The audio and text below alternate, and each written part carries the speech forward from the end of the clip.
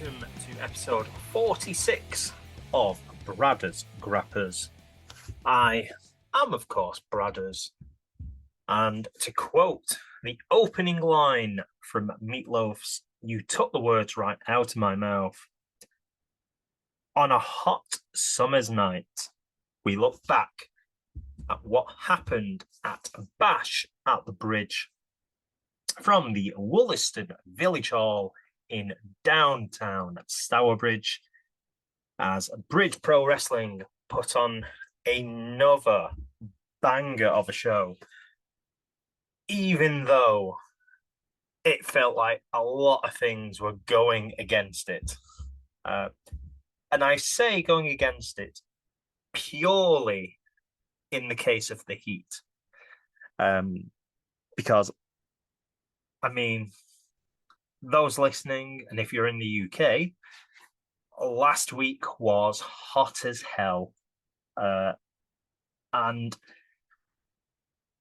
this particular venue, we were meant to get some temporary fans to help with the heat. It was later put out that the company that was meant to be delivering these fans did not particularly do what they were meant to do. So we had to watch a show in the heat. Ironically, the show they should have been putting on this coming weekend, which is unfortunately been rescheduled now to August the 23rd, I believe, called We've Got Heat 2, would have been so much more relatable than Bash at the Bridge. I mean, there's no getting away with it. It was awful. However, credit to everyone on this card, and even on other cards that were running up and down the country. Even if fans were in attendance, and I don't mean people, I still don't think you're getting away from how miserably hot it was in, well, just being in the UK last week. Especially my journey down, which took me the longer route than normal. So, little backstory. My normal route is Manchester to Wolves. Then from Wolves, you take the train to Smethwick Galton Bridge, the hellhole I think it is. And then from there, you jump on that and you get to Stourbridge Junction. And depending if you want to treat yourself, you go on the little shuttle train, which takes you to Stourbridge Town and is about a 3-minute job. However, checking all these trains, there was no train going from Stourbridge Junction to town. And according to, well, actually, the other trains were running. It's because I opted for the cheaper method, which is also the frustratingly long and confusing method. That is going from Manchester to Birmingham New Street. And if you have ever been to Birmingham New Street, the colour coordinated areas are an absolute shambles, where it can tell you to go to red zone, but you have to go to blue zone. Then it's having to go through red to get to green and blue and vice versa. It is not well planned out, and I have seen a lot of people, even locals, that do not particularly like what New Street Station has become.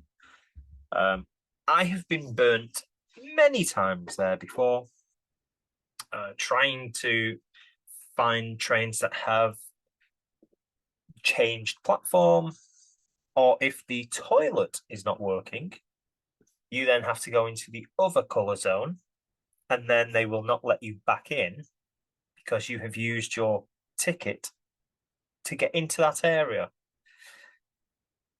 Yeah, doesn't make a whole lot of sense, and it never will.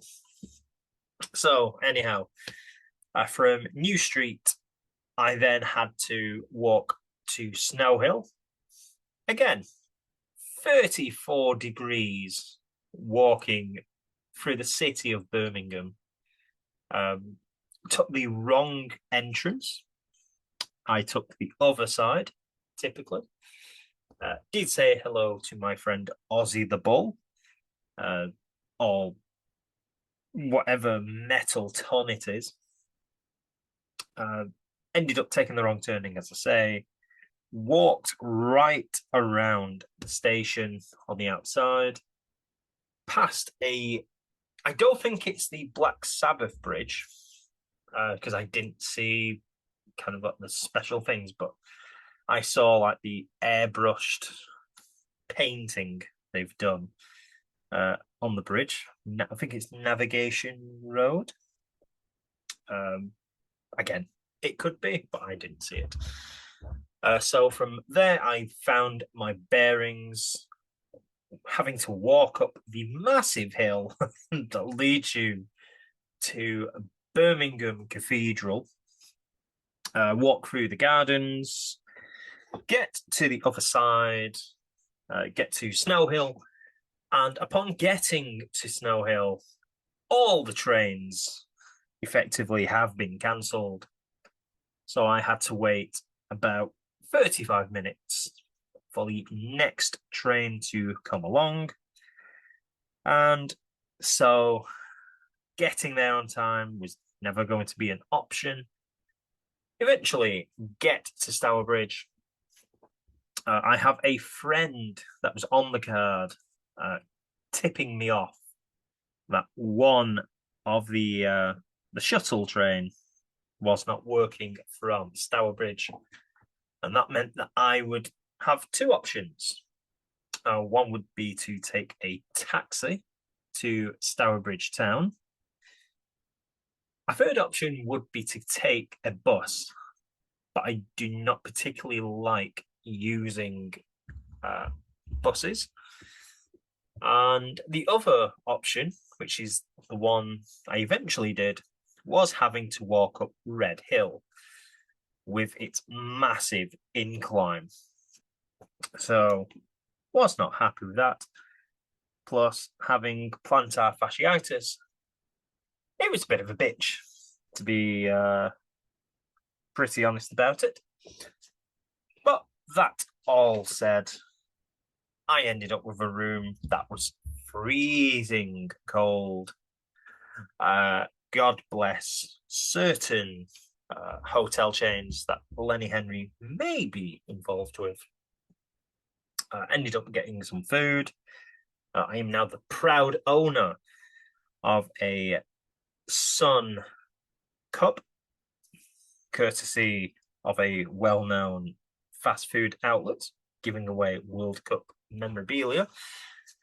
But yes, eventually from there, walked from my hotel all the way to the Woolaston Village Hall, which is a nice little 15-20 minute stroll, if you get it right.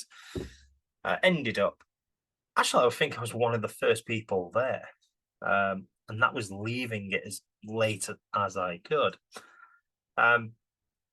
Met up with my good friends Ian and Lorna, and so we looked like we were going to have a fun time. Did eventually, as well, catch up with my friend Sad Ghost, which a few know from some Discords. We just started chatting really before the doors opened. and ended up having him sitting next to me for this show. Anywho, let's get into this show, shall we? Because despite the heat, this was a really, really good show. So some notes, some matches don't have many notes. Some matches don't have any at all. It is purely from memory. So they are screwed. And I apologize in advance. So we start off with your opening contest, which was for the Bridge Grand Pro Tag Team titles, as the Exile Pact, who previously had not displayed the tag team belts, they were informed by Bridge Pro Management that if you do not show off the titles, that you will be stripped, and also that you would be kicked out of Bridge Pro Wrestling. As it turns out, they did show the belts off, and strangely enough, I actually thought they had far more title defenses than they had actually done. But upon going on Cage Match, they have not really had hardly any title defenses. This was actually their second defense of those Grand Pro titles, because they have been either in Rumble matches, or Douglas was involved in a title match against Steve Valentino, the match where the table got broke in half, and pretty much been kind of like 6 or 8 person tag team tags. So this is their second title defense. They've just had more matches when the belts have not been on the line. That all said, they were defending their titles against 2 heroes, the Skywalker, Nate Riley, and the Speed Demon, Edgar Adams. So let's have a look at the notes. Well, obviously we have Riley and Adams starting off the quicker, obviously being the more fast-paced, more kind of a high-flying team. They try to get the better of the champions first off, and they successfully do that. However, we see Edgar then being isolated for his team. And then we see some really good teamwork from Luke Douglas and Alex Connors. They, as weird as it is to say, they are, I say weird, it's more a case of I shouldn't. Douglas and Connors as a tag team are, for me, one of the best tag teams I've seen in the UK this year, I feel. Both offer something different. Douglas can be a bit more kind of like down and dirty.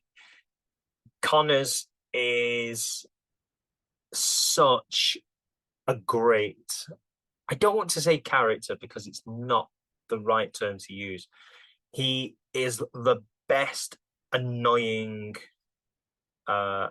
rule breaker that I think there is at Bridge Pro. I actually think he's the best. I don't want to use the word heel because I don't like using that word, but I actually think he is one of the best ones there.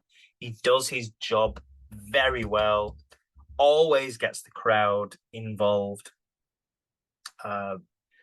when he does his whole kind of like, it should be free, and holds up three fingers, everyone will tell him to. I mean, it's not anything new. He's not kind of like making a circle or whatever that phrase is, creating the wheel. But he just does everything so seamless, and it really is a joy to watch Connors. Back to the match, though. We see Edgar, who's been pretty much beaten down for quite a fair bit of this.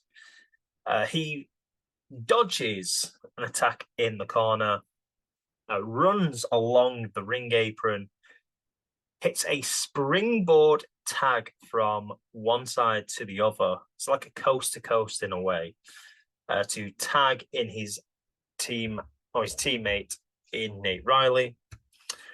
Riley comes in hot, hits a handspring kick, then hits a stunner, and follows that all up with a springboard flying forearm, very much like AJ Styles. Douglas and Riley then fight on the ring apron towards the wall, which is very close to the ring, it has to be said. Connors sacrifices his teammate, or his tag partner, I should say, by sending them both into the wall. Or as Dale Winton, the late Dale Winton, would have said, bring on the wall, as both men go right into it. At this point, Douglas then tries his best to prevent Adam from hitting a frog splash, but he just can't get it.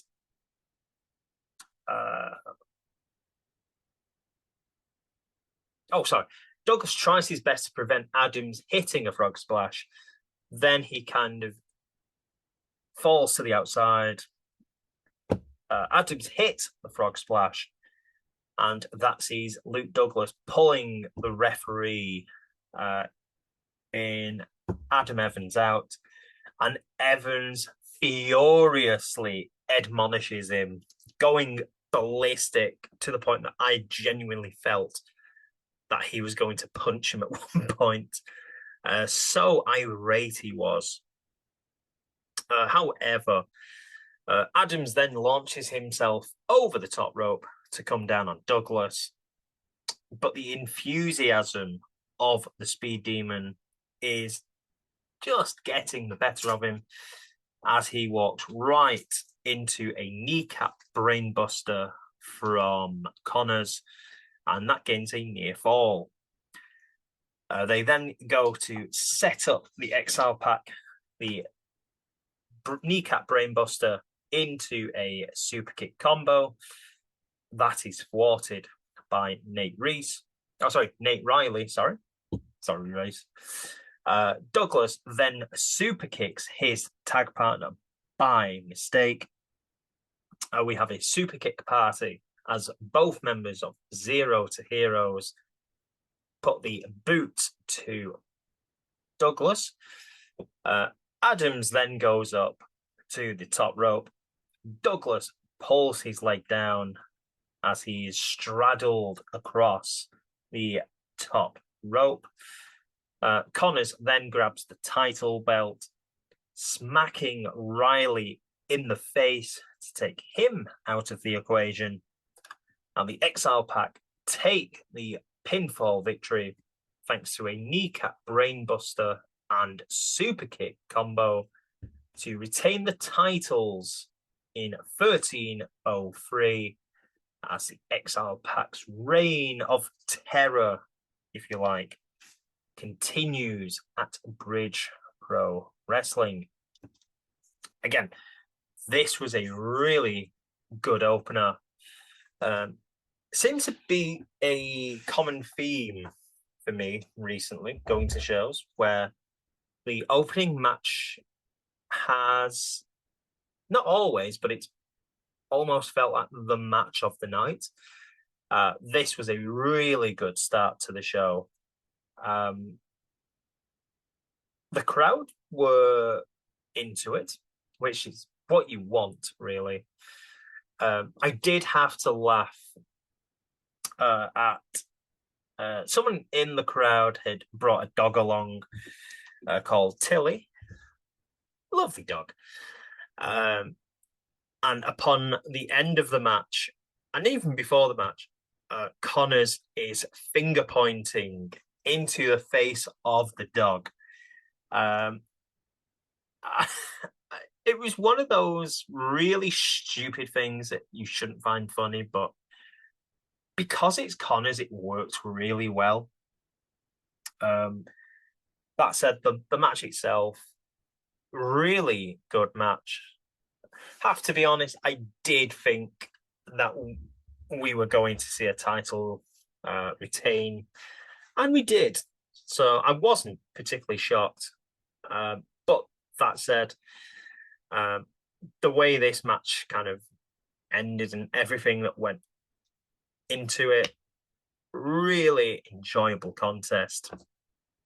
And that now sets up the Relentless All-Stars in Rhiannon Jade and Ruby Manitoba facing the Exile Pact for the tag team titles, I believe, in August now, when the next show is. But they do have a stipulation that they can put forward for their tag title match. So we've got some time before then, really. So we will wait and see what the Relentless All-Stars decide to do. Match number 2 was a 5-way scramble with Tate Mayfair's Charles Crowley, Lally, that being Lana Austin, and Holly Barlow, and the hometown hero in the future, Zap Walker. So this was a whole lot of fun, and I have far too many notes for this contest because it almost feels like it deserves it. So we are leaving the entrances. So Tate comes out, does his whole kind of I'm the greatest professional wrestler in the world ever. Crowley comes out drenched in water and saying it's too hot. I'm ginger. I can burn. Lally come out, to which Holly Barlow loses the fact that she's meant to be in character, sees a dog. I mean, we can gloss over that. We all do the same. She sees the dog. She's like a magnet, like a moth to a flame, if you will. Distracted. Goes to kind of like tickle the dog, give it a bit of attention. Holly then goes back out to do a second entrance. Mayfair threatens the dog, leaning over the top rope, and then Lana walks past, points up to Tate and say, "Don't you even consider having a go at that dog, or I will beat you the hell up." Meanwhile, we've got Crowley doing stretches or gyrating in the ring. It's utter chaos. Holly does a second entrance, closely followed by Tate, who does his second entrance as well.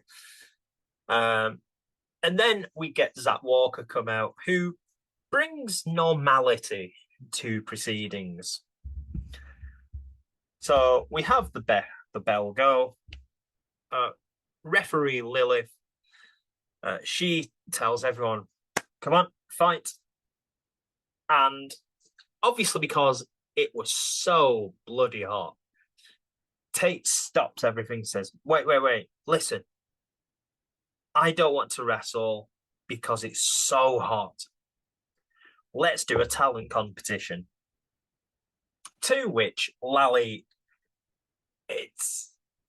cannot believe their luck and agree straight away to doing a talent contest.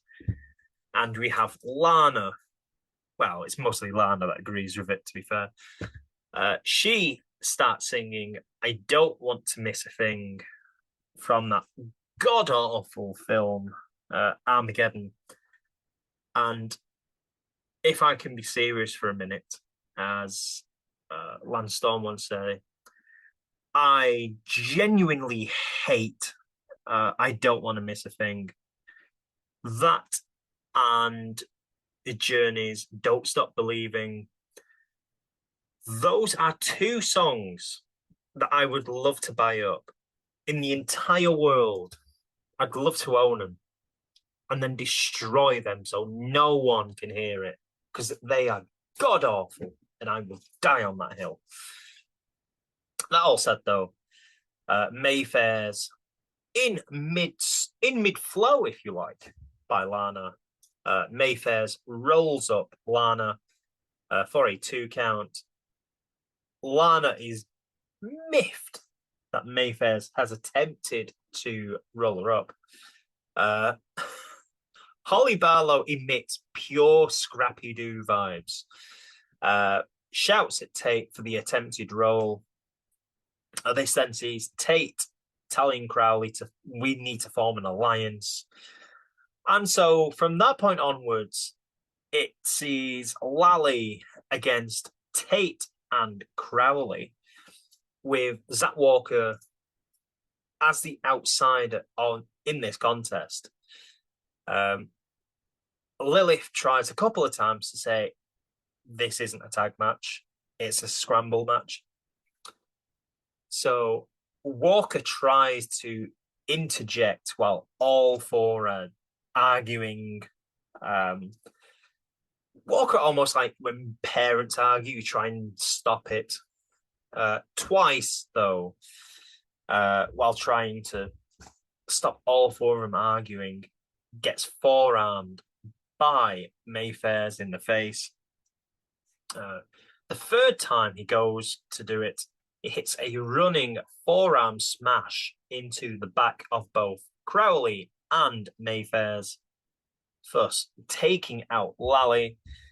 Hits a flying head scissors on Tate and sees him flying over the top of Mayfair's, who's rolled out to the outside. We then have the traditional now spot where the opponent lies down after whipping kind of like Holly into the ropes, and Holly will hit the ropes, jump over the opponent, lay down next to him with the whole don't I look pretty spot, with the kind of like leaning her chin on like her fists. Crowley just looks at Holly and just goes, what are you doing? Lana then joins in this as she falls next to Charles. This distracts Crowley as Holly hits an elbow on Charlie Boy, as Lally double team Charles, and Zach then hits a shotgun dropkick on both members of Lally as they fall out of the ring and down in front of us on front row, as we begin to use our cardboard, I say ours, I didn't use them, the cardboard signs that my friends had brought with them. And we effectively just fan Lally because why not? And I mean, having two people from my neck of the woods, I was biased. I was fanning them both. So from that point, Tate comes over, grabs one of the cardboard signs, smashes it over Lana's head, and we try to get this match underway properly. And is now a bizarre, unsanctioned tag team match with Ref Lilith numerous times saying, this is not a tag match. and almost losing the will to live. Holly then chops her rivals, the tag rivals, I should say. She goes full on for it. Chop to the chest of Tate, chop to the chest of Crowley. Walker then gets involved. Barlow stops him, looks at him, is so annoyed by this and says, "What the hell are you doing?" In that really kind of like scrappy-do mode. Zach then gets beat up by everyone in the ring. And this feels very much like a 4-on-1 handicap match. Tate then grounds and pounds Zach. And then the other three just look at what's going on. Crowley stops Tate and goes, "What the hell are you doing? It's too hot. Why are you doing this?" Tate then kind of seems apologetic, gets off Zach and backs off.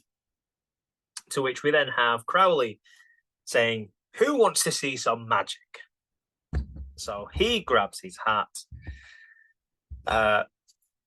Lana then plays the glamorous assistant for this part. But obviously, Holly is not someone you trifle with. And she is very much in a kind of like a kid-like status at this point. Just goes into the hat, pulls out two little baby hands, starts dancing with them, throws something out of the hat, which Crowley's going mad at. Then pulls out a party popper, and Crowley tells her that, "Do not pull that. That slows down time." And Lally just go, "Don't be stupid. You can't slow time. What an idiot." So Crowley gets it, pops it, and the match goes into slow motion as we have both members of Lally looking to hit Charles, but obviously they're in slow motion. So Charles gets the left arm of Lana, the right arm of Holly, and has them both punching one another, almost like running through treacle, as both members of Lally punch themselves. This has Tate laughing. However, being as they're in suspended slow motion, his laugh is, I can only say, sounds like Jimmy Carr's, where he kind of like, how he laughs effectively. So from there we have Lally going to run at Tate. Tate runs slowly, very slowly towards Lally. Holly and Lana both duck under the clothesline. Crowley says, "I'll trip him up," dives in front of them.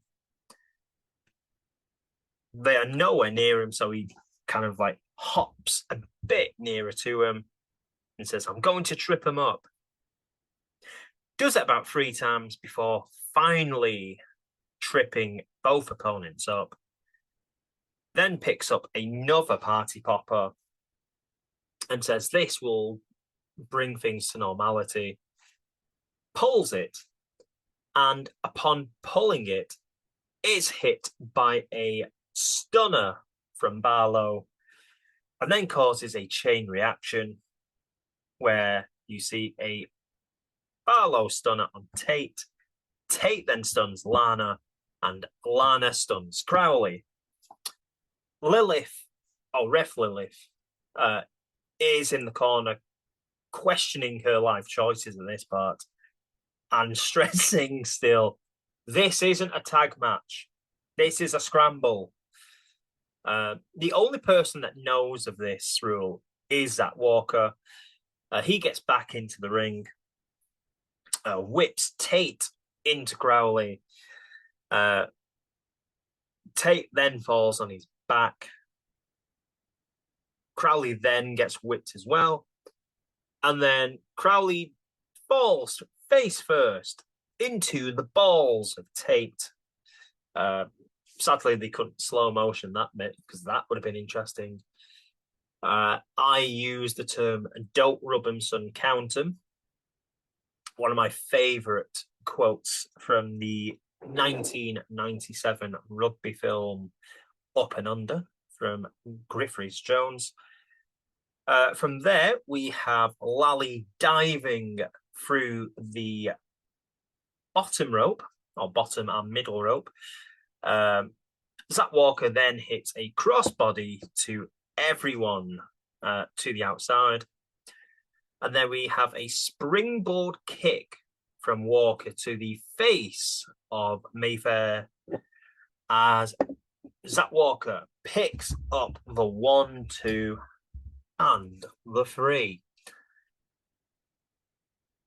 This was chaos, but good chaos.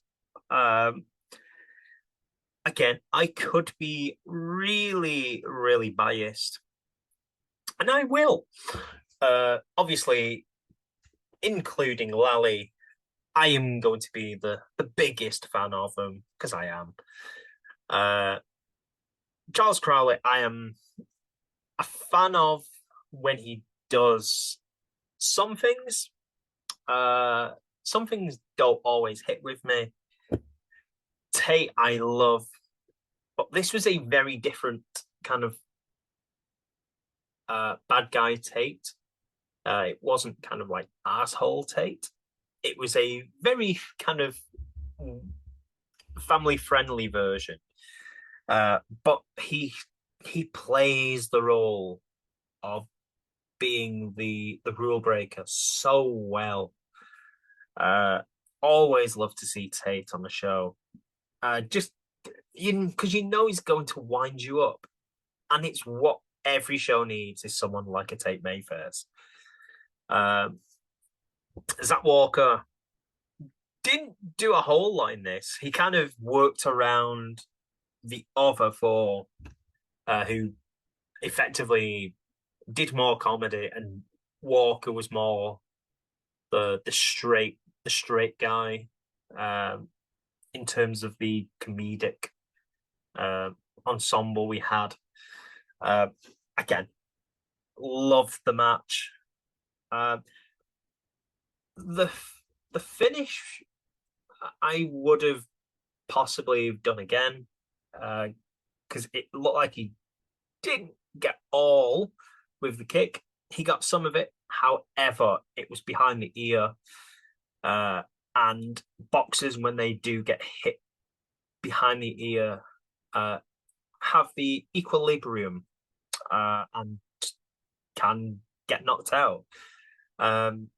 So thinking about it, it made sense. I'll kind of gloss over that in fairness, just because the match was really, really good. We then came to your first half main event, which was a 6-person tag match, as we had Blake Violet, Levi Cooper, and Tara Gray. They took on the Rock Shots in Joey Scott, Axel Riot, and Sabrina Valentine. So, out of all of these, the one person that I have been looking forward to try and see on a show has been Sabrina Valentine, because I have seen the name quite a lot, but have never been lucky enough to see her in action. And I was really impressed with her. Not that I particularly need to tell people this already. It's not really a shock. But this was... I'm trying to think of a way to describe this. It did what it needed to do. There was a lot of moving parts in this, to which I haven't really written many notes down. It was interesting to have Levi Cooper and Sabrina Valentine, who are they come as a package at other promotions, but seeing them on opposing teams, yet both clearly wearing kind of like pink and black, and could not have been any more obvious at being kind of on the same team, but being very different people. Oh, they would be. So Levi, who the last couple of shows has been a fan favorite, and on this occasion, they were a rule breaker. Because I think the original idea, I think, should have been the Duchess, but obviously, due to the heat and everything, a lot of trains and transportation kind of hampered things, such as things happen. So Cooper slotted in on this match. We started off with, I'm just trying to think how we started off with Gray and Valentine. Gray was not in the mood really to start this contest, so she tags out. And we very soon after kind of like the likes of Scott, Riot, and Valentine have the upper hand, we move into it where Valentine is the isolated party in this contest.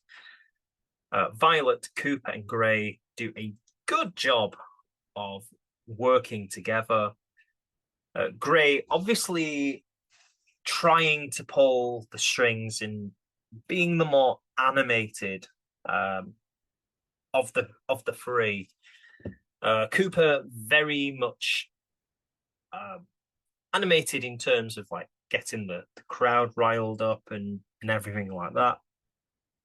Blake, who looks an absolute killer, and does not have to do a whole lot. He just has to kind of stand on the ring apron, get in the ring, hit the moves, get out. A monster is one way to describe him.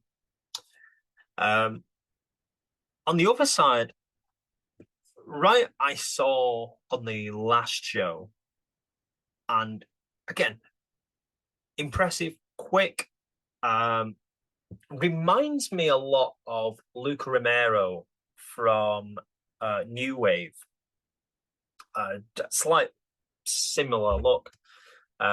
Both young in their careers. Joey Scott, I have seen him a couple of times on Bridge Pro shows. The only thing that I ever think of with Scott is, I think it was Double Tap last year, where he was in a 8-man tag and saw him falling off the middle rope and smashed his knee off the radiator. It was awful. But it's one of those weird things where you remember certain people.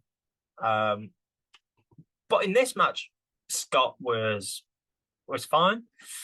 The match itself, we have Riot getting the hot tag soon after, with, as I say, Valentine being isolated. We get a 619 to, I think it was to Cooper. Oh, sorry, a 619 to Violet. We then have a pump kick by Cooper, who hits a standing moonsault. Valentine. Words are auto-correcting, which is difficult for me. Valentine hits a crossbody from the outside to everyone there, taking out effectively the non-main players in the closing stages. Tara Gray then blind tags with Blake Violet hitting a Death Valley driver on Axel Riot. Gray swoops in to get the pinfall and celebrates very much like she's won a title, while Violet just stares at her in dismay and total amusement. Gray celebrates, saying, I won the match. We won the match. I picked up the win. Celebrates like a loony. Goes to the outside. Picks up some of the signs that we had where one had future. Holds it up for all to see. Is so happy with herself. Cooper argues with the dog. Blake just still in total bemusement of what Tara's just done. And that's pretty much kind of like how that match ends, with Blake, Levi, and Tara picking up the 1, 2, and the 3. We then went to the interval where we had Tate, Tara, and Lally doing their kind of like merch selling at ringside. Everyone else had left the building at this point, just getting some fresh air and getting a drink or two. So we had a mini chat. I ended up chatting to Lally. Did have a funny interaction with Lano, asking if this was my local promotion. Despite the fact I have seen Lana more at Future Shock than anywhere else. That all said, though, Lana travels all over, and it's not really going to be a case of you remember where you see him from. Holly's obviously seen me quite a lot, and tells Lana I'm normally on front row at Future Shock. So, but I chat to Holly quite a fair bit at shows, so there is that. But then we moved on to the second half in the heat as Alexis Falcon takes on Chantel Jordan. Now, this was an entertaining match for different reasons. So before the match really gets going, both try to gain the or win the fans over. Falcon gets on the middle rope and the crowd boos. Jordan gets up on the ring or on Brett's rope and the crowd cheer. Falcon does it again. Jordan does it again. But Falcon attacks Chantel and hits that manic laughter that you will only hear in a Disney film. Soon after, we have Chantel getting the better of Alexis, hitting a couple of hip attacks on Falcon. A dropkick sees Falcon slumped down in the corner, and this is where Chantel hits the hip attacks. Soon after, we have Alexis then putting Chantel in the corner. Jordan then looks to, I think, maybe hit a moonsault. Unfortunately, as she goes to do it, Falcon takes the legs from her and is straddled on the middle turnbuckle, and Falcon hits Shattered Dreams on her opponent. It is then at this point that Alexis tells referee Lilith, we need a hydration break. Playing into the very kind of modern news, if you like, or satire, if one prefers it, of the World Cup that we are currently in the midst of. I'm not. I can give two shits, to be perfectly honest.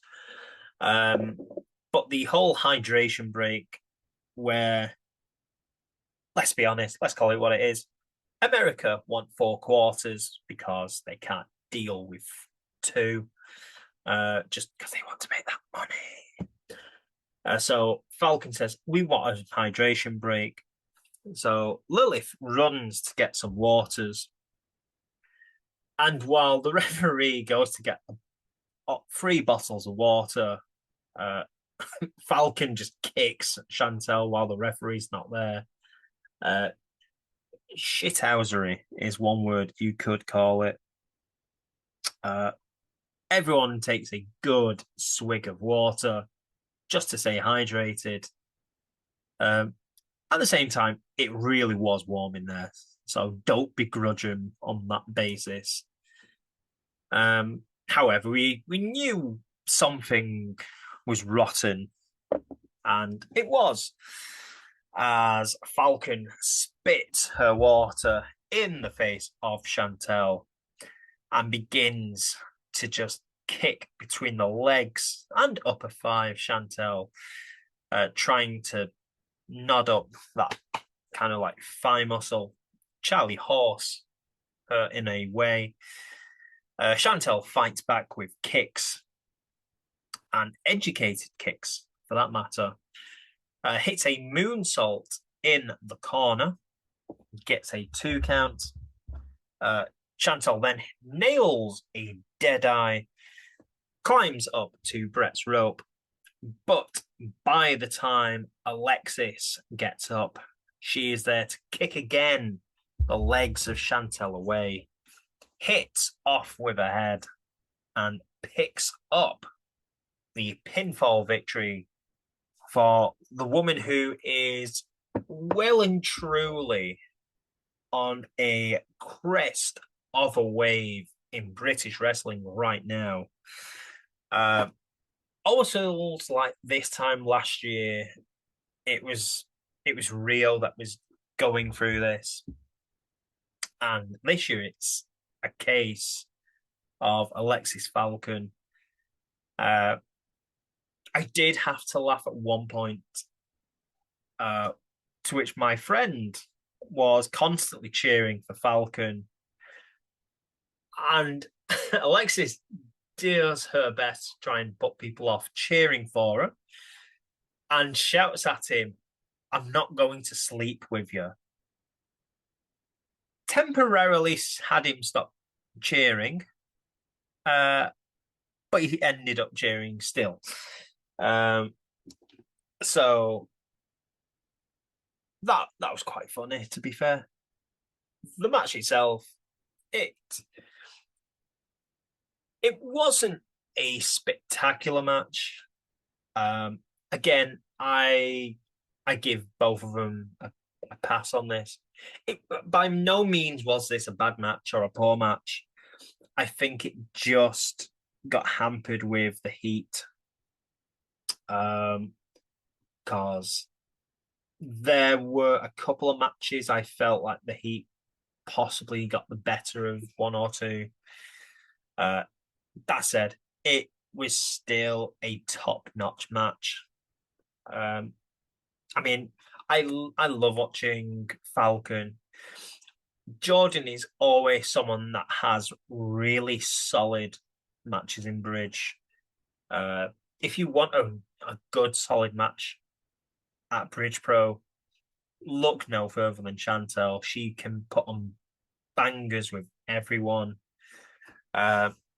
This was just a really good match between 2 of the top females in the country. Not really much I can add to that, to be completely honest. Your main event for Bash at the Bridge saw the first ever grand title eliminator match. So, the rules of this contest. 2 competitors start out. A new entrant joins the contest after every 5 minutes.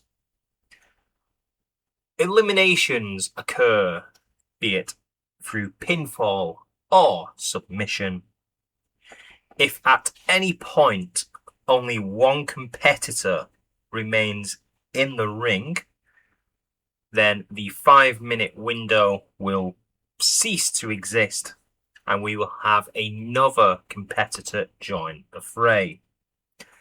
Once eliminated, competitors must leave the ringside, and the match will only end when there is one competitor left in the contest. We had Alex Dean, who, as many of you know, was involved in a 6-person tag team match last time out, where it was the Exile Pact and Alex Dean taking on Zach Walker and the Relentless All-Stars, where the rule or stipulation was that if Alex Dean lost, or if his team lost, Dean would be gone, banished from Bridge Pro Wrestling. However, Dean came out in his lucha, I want to say Hawaiian shirt, a shirt with loads of lucha masks on. Told us he spent about £40 on it. I've seen them for much cheaper, Alex, if you'd asked. But yeah, he got the microphone from Ryan Parrott, who was emceeing for the evening, alongside, who I completely forgot to mention, Millie McKenzie. Great to see Millie. Obviously, having and forced to take time out from wrestling due to her health condition. Fingers crossed, everything crossed here, that we see Millie back in the ring, hopefully sometime down the road. Yes, as I say, Alex Dean takes the microphone from Ryan Parrott, who questions why he's there. Dean, however, informs everyone that even though he lost the GM role on the last show, his final act as GM of Bridge was to insert himself into this Bridge Pro Grand Title elimination match. And effectively, that is why he is here. And the second entrant in the Grand Title Eliminator match was none other than Samuel Hughes, the man who had the Grand Pro title stripped away from him than none other than Alex Dean. So, unsurprisingly, the red-headed rascal took his frustrations straight out on Alex Dean, because he just beats up Dean straight away once he gets in the ring. Dean soon forces his way back into the contest, to which we then have, a few minutes later, Brandon Jordan coming out with a wet floor sign. He smacks that right over the head of his rival in Bridge Pro, in Samuel Hughes, as this rivalry between the two red-headed lads continues into this contest. Dean and Jordan take it to Samuel, and I mean, it it just effectively becomes like a 2-on-1 match, really. We get someone, I think it's Brandon, steals a cardboard sign from the ones I'm with. They run it down the webbing of Yuzi's hand to try and generate a paper cut. Brandon then stomps an absolute mud hole on Hughes, almost like Hughes owes him rent. Must do at least 12, maybe 15 stomps to him in the corner. Dean then follows suit. Probably does about 5 or 6. And then we see entrant number 4 in the Super Beast himself, Liam Jones. Brandon Jordan tries to fly to the outside to take out Jones. Unfortunately, Jones catches Brandon and launches him into the ring apron. Then gets in the ring and sends Alex from corner to corner and hits a massive release suplex. He then picks up Alex Dean, walks around the ring, to which Jordan, I think, goes hit like a stage dive maneuver on Jones, but seems to just glide right over his head and falls off. And then from there we have Jones hitting a pump handle into a driver. And that is the end of Alex Dean. Goodbye. We will see you down the road. Jordan then runs off through the door as Jones kind of gives chase. He follows him or stalks him. Jordan runs off through the entrance. Liam returns to the ring.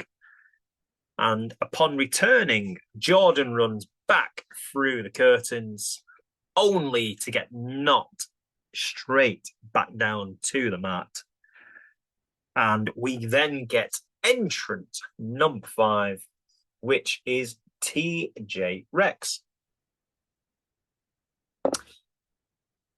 TJ sneaks in from the side door, climbs up to the top rope, goes to leap at Liam, who obviously sees him the whole time, catches him as if he's going to chokeslam him.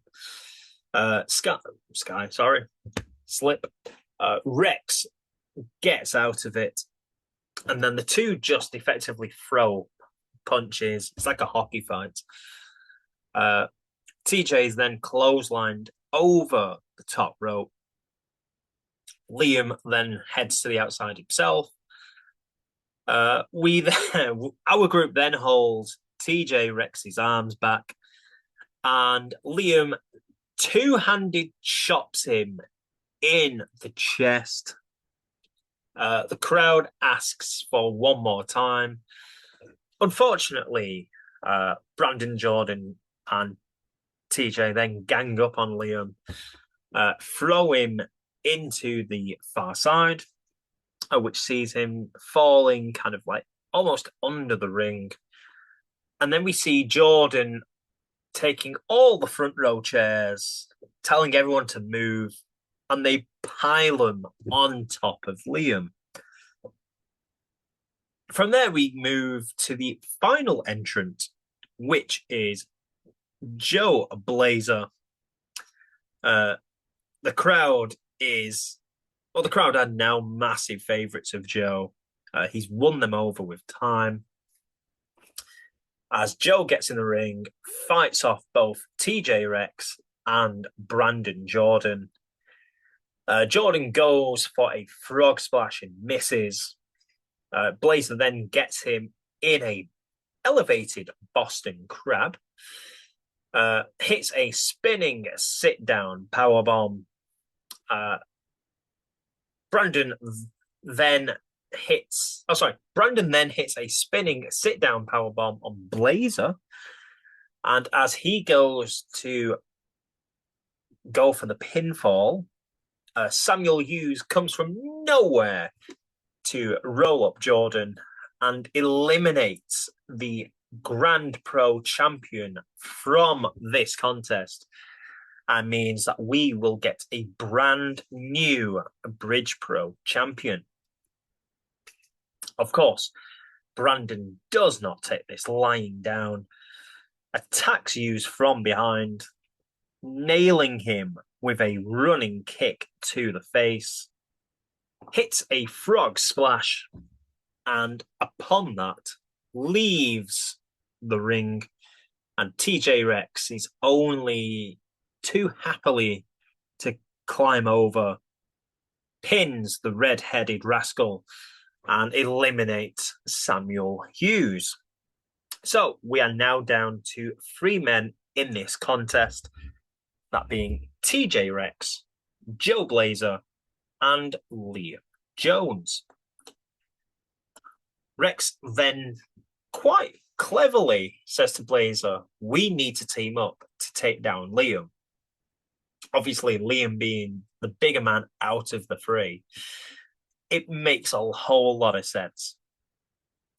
However, Rex pushes Joe into Jones and then proceeds to put the boots to Blazr.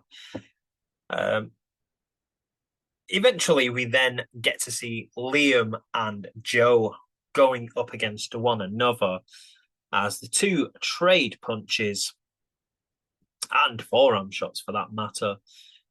TJ slides back in with the ring bell, clocks Liam with the ring bell to the head yet again, much like he did following the contest after the last show, which kind of saw this change come about for TJ Rex. But as I say, clocks Liam in the head with a ring bell, and that has him eliminating the Super Beast from this elimination match.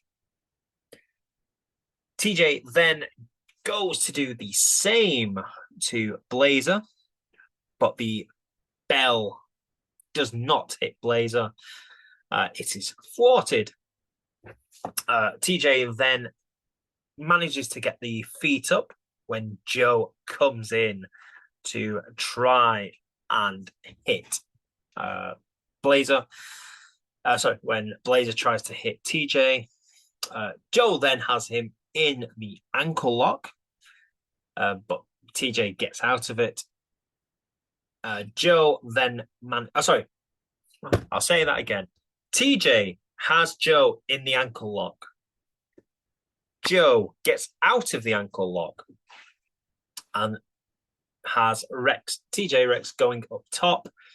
That is reversed into a big power bomb by Joe. He then picks him up and hits the Blaze of Glory, but only gets a 2 count. Blazr then puts him in a Boston Crab, but TJ just does enough to get out of it, eventually at least. Low blows his opponent and sees Rex picking up a near fall. Rex then picks up the ring bell again. This is after he's kicked Liam out of the ring, down to the floor. Picks up the ring bell, looks to smack Joe Blazr in the head with it, but Liam, with all the energy he can muster, quickly climbs to the ring apron, yanks the ring bell away from TJ, to which we have Blazr hitting a fireman's carry facebuster, and that sees him taking the pinfall victory for the 1-2-3, and has Liam banging the ring bell up against the ring post to signify the official end to this match.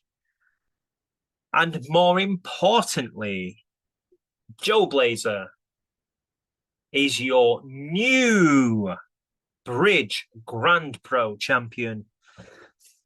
He gets the belt from Ryan Parrott and Miller McKenzie. Has his arms raised by Adam Evans. And the era of Blazr is up and running in Bridge Pro as we head into our next show, which is August the 23rd, which is a Sunday and is a outdoor event. Again, at the Woolaston Village Hall. I believe tickets have sold out. That said, due to the change, there may be some tickets that become available. So keep your eyes peeled to Bridge Pro Wrestling's socials. That was what happened at Bash at the Bridge. An absolutely incredible show. I did say the last show for me, I thought was a bit off. This, though, was very much a return to form for Bridge Pro. Absolutely superb. And if you take in the whole fact that this was a absolutely horrid night in terms of weather, everyone from referees, even commentary, and even the fans in attendance, to referees, the talent. This show was superb. I don't know if they will publish this, but I know they do have my footage. So make of that what you will. Because there was, I'm going to take it there was some reasons why they possibly weren't able to film it. But I have gave them what I had. So if they do post it, it's something for them to show. That all said, I've said it before, Bridge Pro is one of my favorite promotions. I don't drag my sorry ass about over 2 hours, maybe 2.5 hours down to the Midlands if I think it's a poor show. I have been thoroughly entertained every time I go to Stourbridge, be it at the Amblecote Legion Club, the Woolaston Village Hall, or just anywhere that they have put on a show. Is really just those two places, though. Everyone involved with it is fantastic. Ryan Parrott does a fantastic job. Does not particularly like to get much credit, but you have to give him credit for what he puts on. If you have never been to a Bridge Pro show, I highly recommend it. You will not be disappointed. But yeah, that is all I have to say for this show. I am hoping, which is probably a bit too late in the day now, I will hope to do a review on Tidal's show that took place on Sunday. I do have, from Rambling About Wrestling, Samuel Doherty. He has agreed to review the show with me, as he was there, believe it or not, at his home promotion, don't you know? And it was a fun show. Had an incident which still bugs me to this day. But we try and move past that. But yes, socials, I will just put them down below in the description because it's much easier. I am on Blue Sky, X, and Instagram under Brothers Grappers, I believe. I could be wrong. Bridge Pro, you'll find all their goodness, as I say, down below on the description. That is all for now. Thank you very much for listening, and hopefully you will catch me on the review for Tidal Wrestling.